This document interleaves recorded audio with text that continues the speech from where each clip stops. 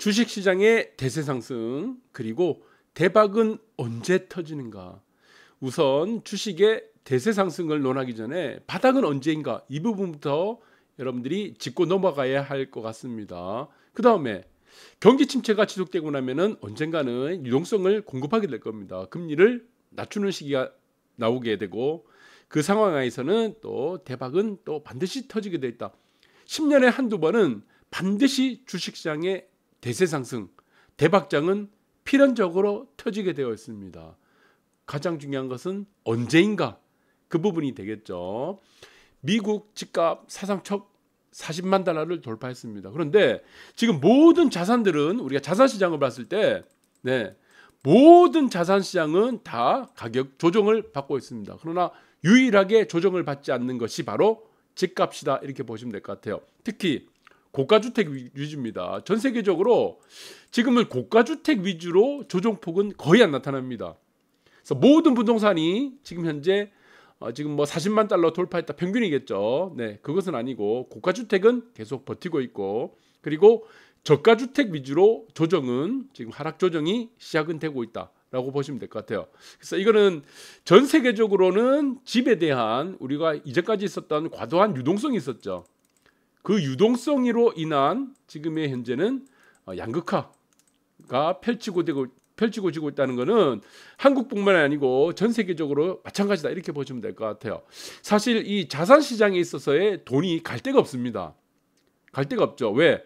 모든 자산 시장에 자산들이 다 하락을 하다 보니까 집은 우리가 필연적으로 우리가 거주를 위한 반드시 목적성이 있기 때문에 특히 고가주택 위주로는 계속 버티고 있는 이런 시장이 형국이 지속되고 있다 이렇게 보시면 되고, 그래서 지금은 이제 유동성을 축소하는 이러한 지금 시장들이 펼쳐지고 있으나 추후에는 또 다른 이제 상황들이 또 펼쳐질 수가 있겠죠. 어쨌든 지금 모든 자산들 그리고 지금 유가 이런 부분들 외에는 자산 시장에 있어서는 다 조정을 받고 있다. 이 부분은 우리가 팩트로 받아들여야 될 것 같습니다.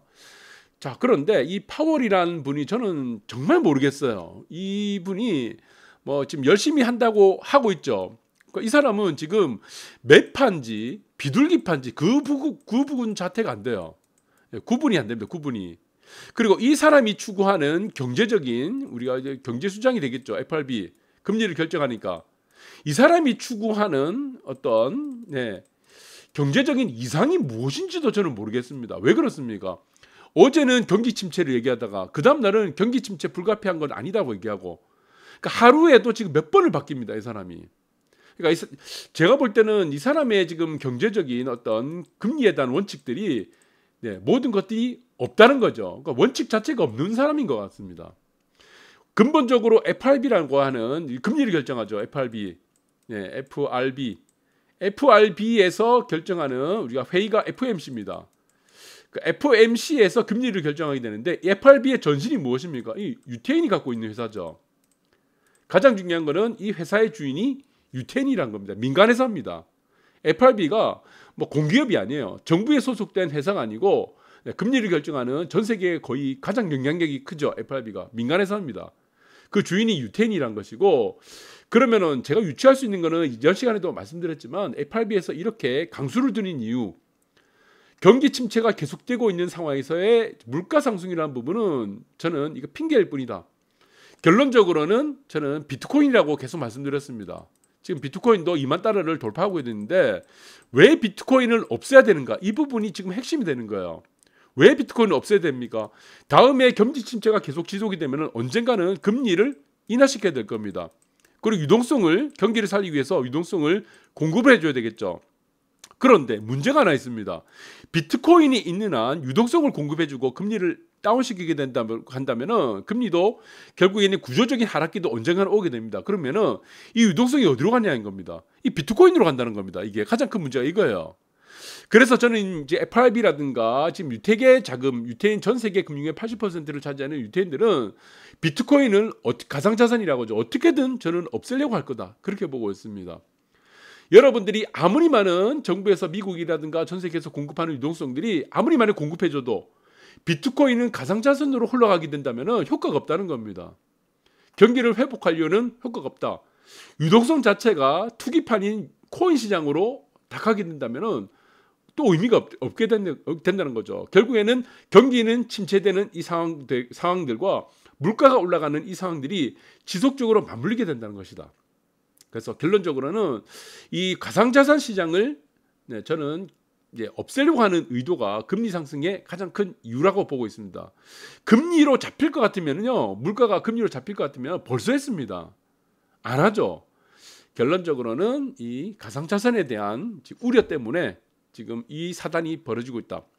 경기 침체를 용인할 것인가, 물가 상승을 잡아서 경기 침체를 우리가 지금 받아들일 것인가의 문제는 결론적으로 이 비트코인이라는 문제, 이것을 먼저 제거를 한 다음에 우리가 지금 이후에 추후의 유동성이라든가 경기를 살릴 수 있는 금리 인하에 대해서도 지금 여러 가지 염두에 두는 부분이라고 생각합니다. 그래서 지금 인플레이션임에 미국 경제 지금 이달 급격히 둔화되고 있습니다. 당연한 거죠.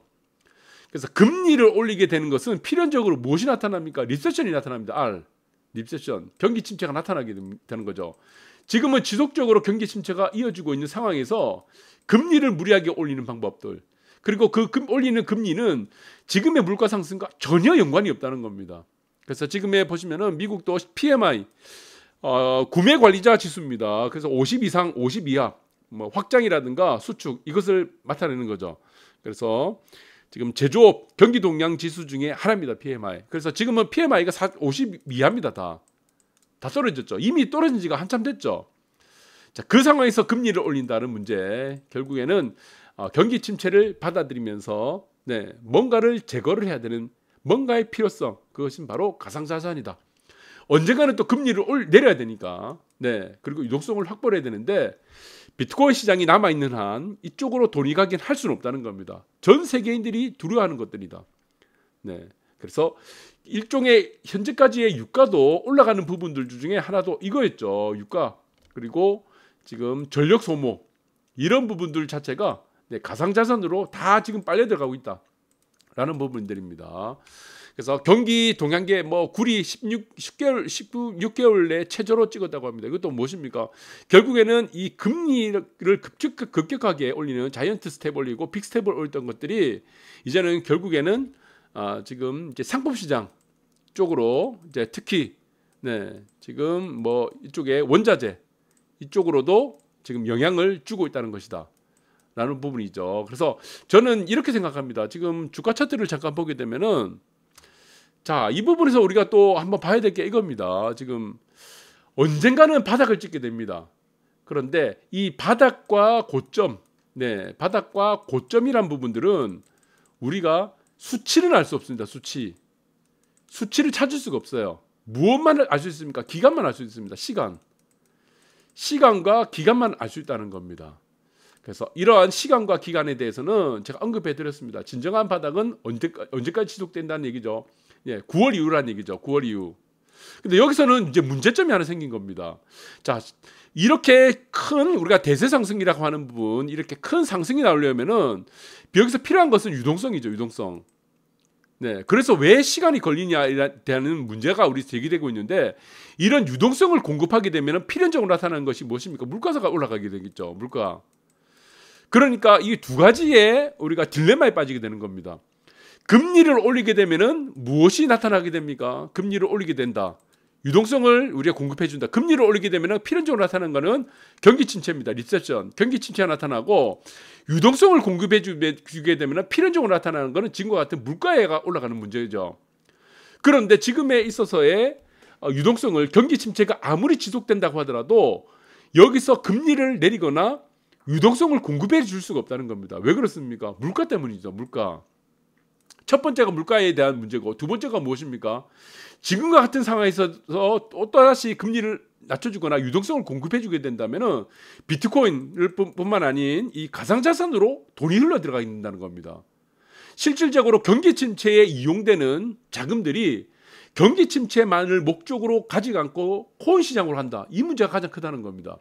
그리고 더욱 문제는 유동성을 공급해주는 이런 부분들이 물가로 가기 때문에 이것은 당분간 경기 침체를 우리가 지속되는 한이 있더라도 우리가 지금 유동성을 금리 인하와 유동성을 공급해 줄 수 없다는 문제죠.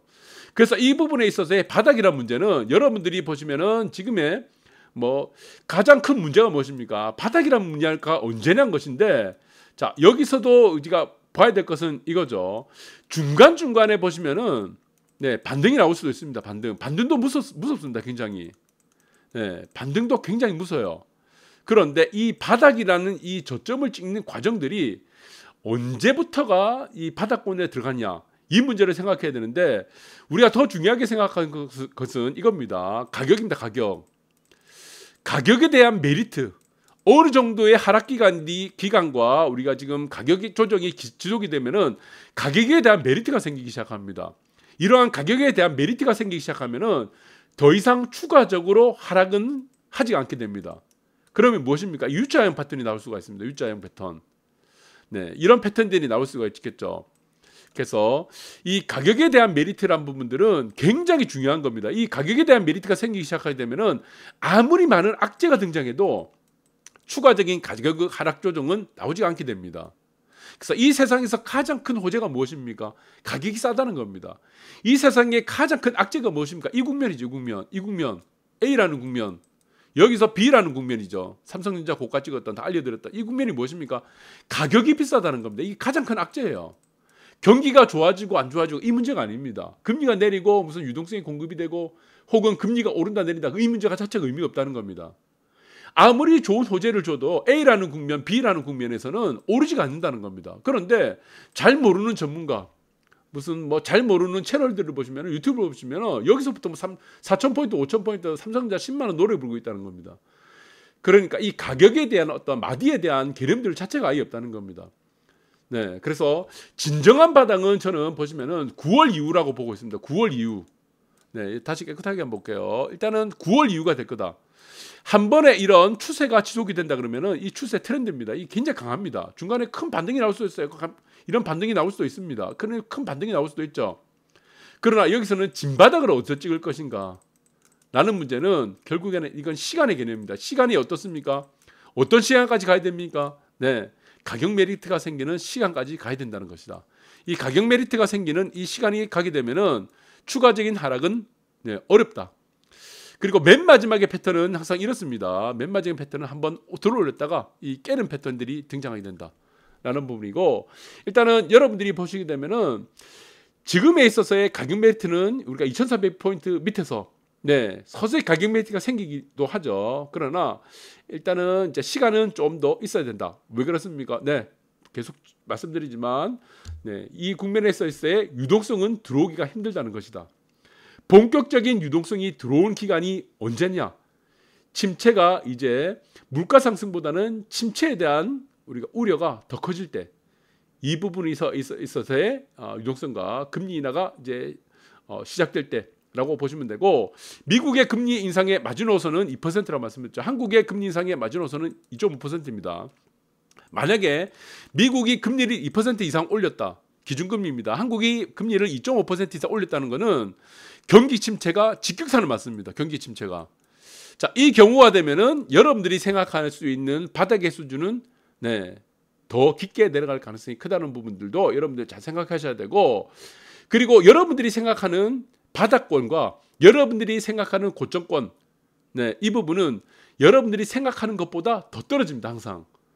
고점도 그래요. 올라갈 때도 그렇지만 올라갈 때도의 고점, 어느 정도 생각하는 고점도 여러분들이 생각하는 이 추세가 올라가게 되면은 여러분들이 생각하는 고점보다 훨씬 좀 더 올라가는 것이 일반적인 패턴이다. 그래서 여러분들이 이 부분들을 잘 짚고 넘어가시고 크게 보시기 바랍니다. 시장은. 그러면은 지금 바닥이란 뿐만이 아니고 여러 가지 투자에 있어서의 지금 많은 부분들을 활용할 수 있다 생각됩니다. 감사합니다.